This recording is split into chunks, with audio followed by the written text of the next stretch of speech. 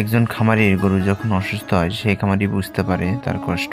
আসলে এই গরুটা চিকিৎসা দেওয়া হচ্ছে, গরুটা বাচ্চা অ্যাবর্শন হয়ে গেছে। বাচ্চা অ্যাবর্শন হয়ে যাওয়ার কারণে চিকিৎসা দিয়ে দিচ্ছি। তো বাচ্চাটা অ্যাবর্শন হওয়ার মূল কারণ খামারি যেটা আমাকে বলে, সে নাকি অনেক পরিমাণ কেনা ঘাস, বাজারে যেগুলো ঘাস পাওয়া যায় সেগুলো নিয়ে এসে এই গরুটাকে খাওয়াইছে। তো আসলে মূলত বর্তমান বাজারে শীতের জন্য ঘাস বড় হওয়ার জন্য যেগুলো ওষুধ ব্যবহার করা হয়, আমার মনে হয় আর কি এগুলো ওষুধের জন্য এরকম হয়েছে। তো আসলে এখন যেটা হয়েছে সেটা ওভাবে বলা যাচ্ছে না যে কি কারণে হলো। তো যাই হোক, বাচ্চাটা পেটের ভিতরে মারা যায়। বাচ্চাটা মারা যাওয়ার কারণে পেটের ভিতরে অনেক পরিমাণ ফুলে যায়। বাচ্চাটা বের হচ্ছিল না। জরার মুখটা পুরোপুরি না খোলার কারণে বাচ্চাটা বের হচ্ছিল না। অনেক কষ্ট করে বাচ্চাটা বের করে দেওয়া হয়েছে। প্রথমে জরার মুখ খোলার ইঞ্জেকশন দেওয়া হয়েছে, দেওয়ার পরে 24 ঘন্টা দেখা হয়েছে। তারপরে অনেক সময় চেষ্টা করে বাচ্চাটা বের করে দেওয়া হয়েছে। তো যাই হোক, বাচ্চা বের করার পরে আমি 4 দিন একটানা ইঞ্জেকশন দিয়ে দিলাম। স্টাফের টাপনিন,